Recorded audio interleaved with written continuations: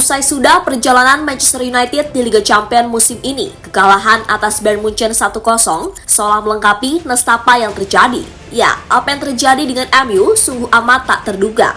Mereka yang diharapkan bisa bersaing dengan Munchen, nyatanya malah jadi badut dengan menduduki posisi buncit. Dan di laga terakhir pun para pemain setan merah seolah diajari betul gimana caranya main sepak bola simpel dengan banyak passing. Jelas hal itu benar-benar seperti menampar Erik ten Hag yang sebelum laga sudah berkoar-koar bakal memainkan sepak bola level tinggi demi bisa menang di laga ini.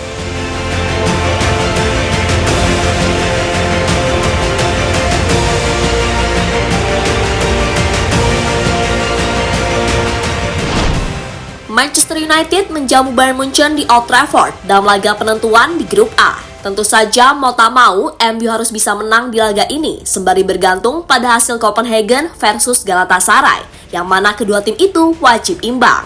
Nah, sebelum laga sendiri, Ten Hag menjelaskan kalau timnya bakal bermain sepak bola yang bagus dan berjanji bakal bisa memberikan yang terbaik. Akan tetapi, fakta yang ada di atas lapangan seolah tidak menunjukkan itu semua.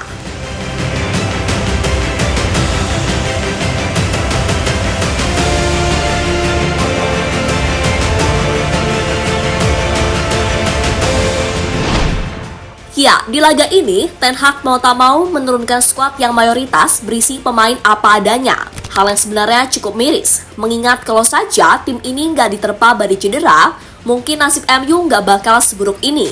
Nah, di laga ini, nasib sial seolah memang terus datang. Hal itu lantaran Maguire dan Luke Shaw harus mengakhiri laga lebih cepat karena cedera. Jelas melihat itu semua, pilihan Ten Hag makin lama makin tipis. Namun tentu saja itu nggak bisa jadi alasan buat MU untuk tidak main habis-habisan.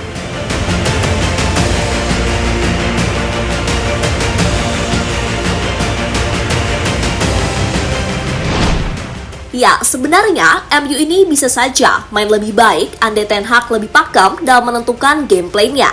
Sebab sepanjang musim ini, MU ini nggak jelas mau main seperti apa. Dibilang mau main possession nggak juga. Lalu kalau mau main counter, itu pun juga ibaratnya setengah-setengah. Dan nggak tahu kenapa, para pemain MU ini seperti sulit sekali main simple dengan kombinasi serta banyak passing. Setiap dapat bola, selalu banyak dribble yang diakhiri crossing. Jelas itu sangat tidak efektif. Sehingga wajar bila musim ini jumlah gol MU di semua kompetisi begitu minim.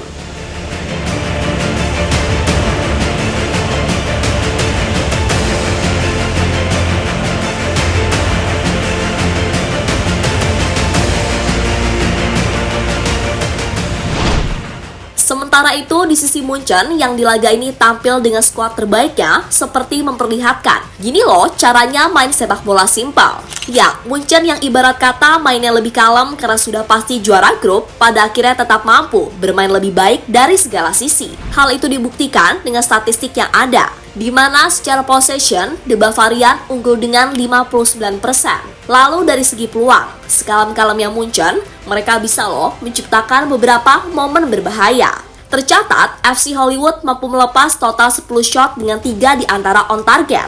Sedangkan MU cuma bisa melepas 5 shot dengan 1 yang on target. Dan di laga ini, perbandingan jumlah passing kedua tim sungguh terpaut jauh. Yang mana Munchen ini total melakukan 532 passing, sedang MU hanya 342 passing. Itu menunjukkan kalau Munchen memang disetting sebagai tim yang main memanfaatkan kolektivitas dan gak banyak dribbling. Kemudian meski tampak kalem, tapi Munchen ini bisa menciptakan satu momen lewat sebuah kombinasi passing yang berujung gol. Tentu saja itu seolah mengajari para pemain MU soal gini loh main sepak bola itu.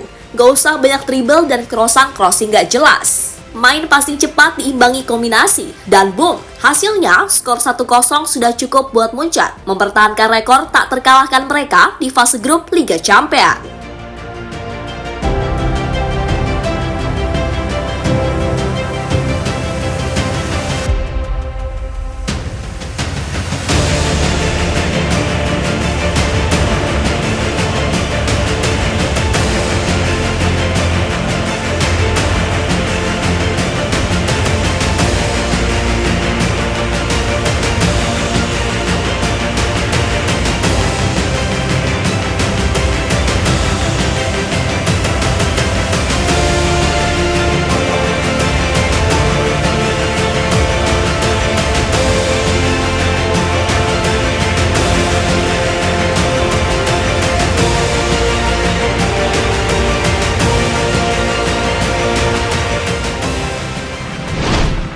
Ya, buat MU sendiri, kekalahan ini kian membenamkan mereka di dasar papan klasmen. Sebab di laga lainnya, Copenhagen berhasil menang atas Galatasaray 1-0. Sehingga tim asal Denmark itu berhak menemani Munchen ke 16 besar. Sedang Galatasaray turun ke Liga Eropa. Sesuatu yang benar-benar dirasa sangat menyakitkan buat fans. Apalagi bila melihat kondisi yang ada, di mana MU ini sudah juru kunci. Mereka juga jadi tim dengan jumlah kebobolan paling banyak di grup A dengan 15 gol. Dan itu jadi jumlah kebobolan terbanyak yang pernah dilakukan tim dari IPL dalam satu babak penyisihan grup di kompetisi Liga Champions. Hadeh, emang separah itu sih MU musim ini?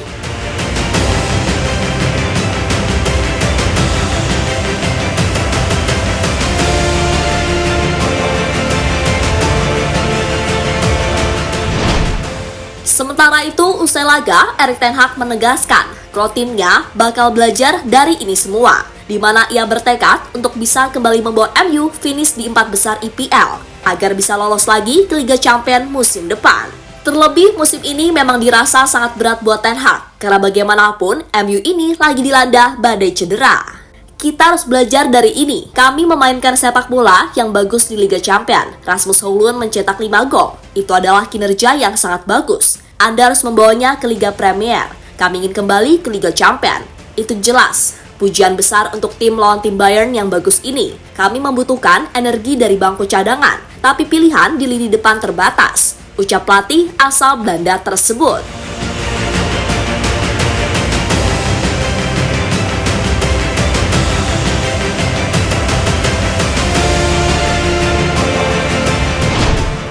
Ya, berkaca dari ini semua, tentu melihat musim yang masih panjang seharusnya bisa membuat semua elemen MU ini sadar dan ngaca kalau saat ini setan merah sedang kritis. Jika nggak mau makin terpuruk, maka harus ada perubahan di paruh musim kedua nanti. Terlebih, singkirin dulu lah pemain-pemain toksik di dalam tim. Dan juga semoga saja Ten Hag bisa memberi kesempatan buat Altay Bayindir, karena bagaimanapun Onana ini ibaratnya layak diistirahatkan dulu. Sebab kebobolan 36 gol yang bahkan ini masih paruh musim bukanlah sebuah hal yang diinginkan, mengingat ia sendiri dibeli cukup mahal. Untuk itu buat Pak D Ten Hag, sudahi kepala batumu dan cobalah untuk sedikit mendengarkan keinginan fans. Mulai dari membuang Rashford dan Martial yang kayaknya sudah gak ketolong lagi egonya, sampai minimal mencoba Bayindir sebagai kiper utama. Entah gimana hasilnya, yang penting dimainkan dulu sebagai bentuk tamparan juga kepada Onana. Karena bagaimanapun MU ini bisa saja survive di grup A, andai gak ada blunder-blunder kocak darinya. So, sekali lagi buat fans MU yang sedang tidak sentosa, sabar dan semoga sehat selalu.